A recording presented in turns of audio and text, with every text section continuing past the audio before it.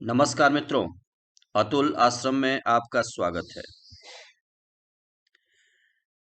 अयोध्या कांड में बहुत कुछ है। राम विवाह करके लौटते हैं, वैवाहिक जीवन बिताते हैं और बस बस तुरंत तुरंत उनके राज्याभिषेक की तैयारी होती है और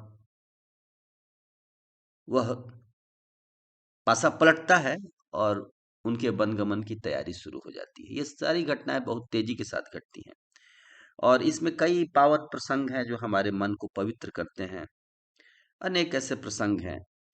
तो अयोध्या कांड के 74वें दोहे और उसके बाद का एक छोटा सा एक प्रसंग है, लखन लाल जी से संबंधित है, सुमित्रा माता से संबंधित है, रामचंद्र जी से तो संबंधित है ही।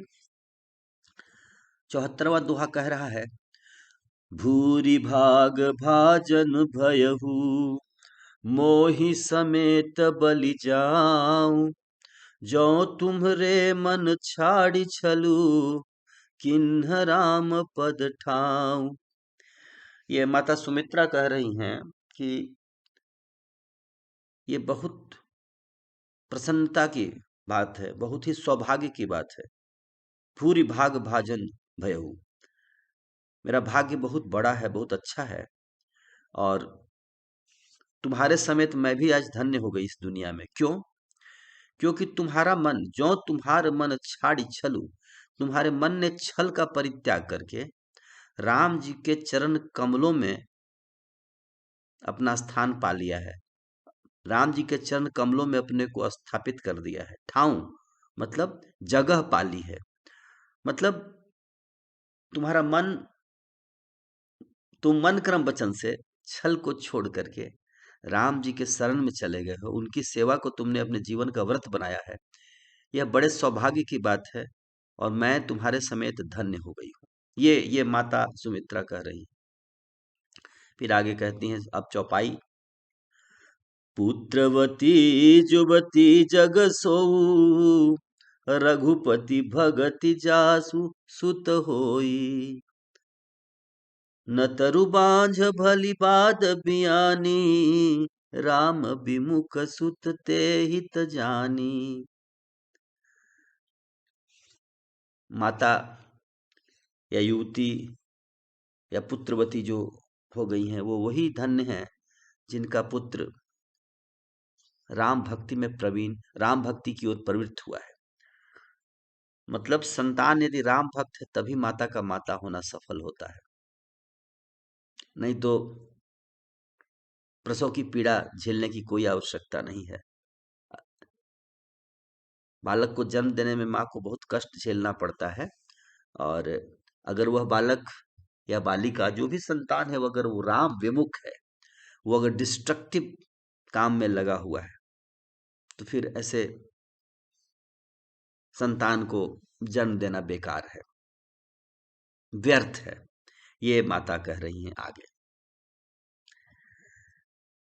तो ये बड़ा ही पावन प्रसंग है, हमारे हमको पवित्र करता है। फिर आगे आता है, तुम्हारे ही भाग राम बन जाही, दूसर हेतु तात कछु नाही, सकल सुकृत कर बड़ फल एहू, राम सिए पद सहज सनेहू। सुमित्रा माता कहती हैं लखन लाल जी को कि हे लक्ष्मण, ये तुम्हारे ही भाग्य से राम बन जा रहे हैं, दूसरा कोई कारण नहीं। तुम बस यही इंटरप्रेट करो, दुनिया अलग अलग इंटरप्रेट कर रही है, लेकिन तुम्हारा इंटरप्रिटेशन बेटा ये होना चाहिए कि राम जी का वनगमन तुम्हारे लिए हुआ है ताकि तुम सेवा कर सको, एकाग्र हो करके महल की सुविधाओं से दूर जा करके हर तरह से सेवकाई कर सको, क्योंकि वहां पर तुम्हें पानी भी लाना है, उनके लिए कुटिया तैयार करना है, आश्रम बुहारना है, ठीक है, उनकी सुरक्षा करनी है। मतलब तुमको स्वीपर भी हो, तुम ही गार्ड हो, तुम ही खाना बनाने वाले हो, तुम ही सब कुछ हो, तो हर एंगल से तुमको प्रभु की सेवा करनी है। तो ये अवसर नहीं तो और क्या है इसे तुम एक अपॉर्चुनिटी समझो, एक अवसर समझो। इसीलिए राम वनगमन का कोई दूसरा अर्थ तुम मत लगाओ। राम जी का वनगमन तुम्हारे सेवा को अवसर देने के लिए हुआ है। अब आगे बताती हैं कि सेवा कैसे होता है, उसका मर्म समझाती हैं। राग रोष ईर्षा मद मोहु, जनि सपने हूँ इनके बस हो। सकल प्रकार विकार बिहाई, अमन क्रम वचन करहु सेवकाई।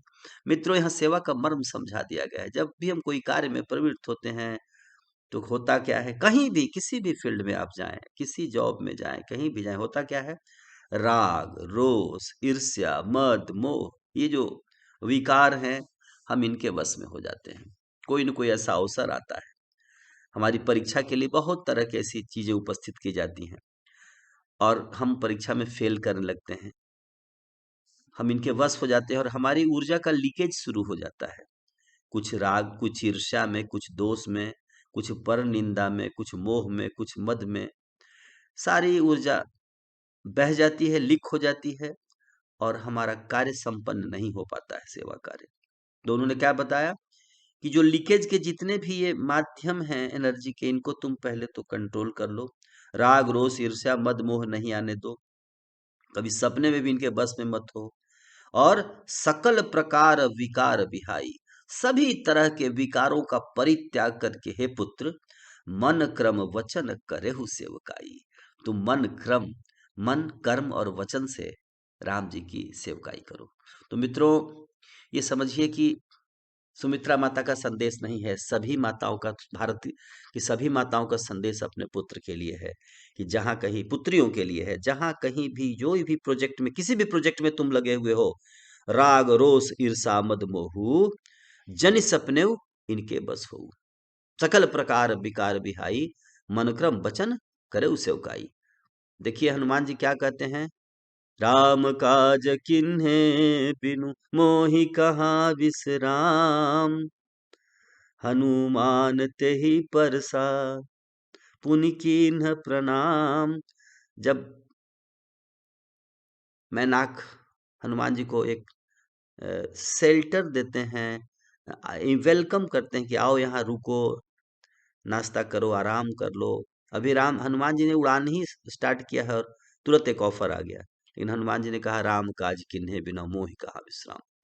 तो इस ये होता है राग रोष ईर्ष्या मद मोह से मुक्त होकर के अपने प्रोजेक्ट में लगना। तो मित्रों, ये बहुत ही पावन प्रसंग है, बहुत ही प्रेरक है, हम कल्याणकारी है। हम इसका मनन करें, इसका चिंतन करें और निश्चित रूप से हम जहाँ डाइनिंग टेबल पर बैठते हैं बच्चों के साथ, परिवार के सदस्यों के साथ, कहीं और रेस्टोरेंट में अपने मित्रों के साथ, जरूर इस बात की चर्चा करें कि कैसे, कैसी हमारी महान संस्कृति है, कैसी माता, कैसे पुत्र और कैसे सेवक, कैसे भक्त हुआ करते थे।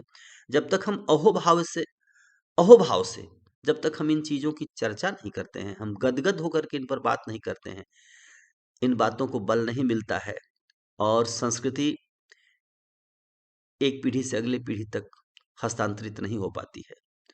तो हमें इनका गायन करना है, हमें इनका चिंतन करना है, हमें इनका मनन करना है और हमें खूब इसका प्रचार करना है। स्वाध्याय नमा प्रमदः, स्वाध्याय च प्रवचने च।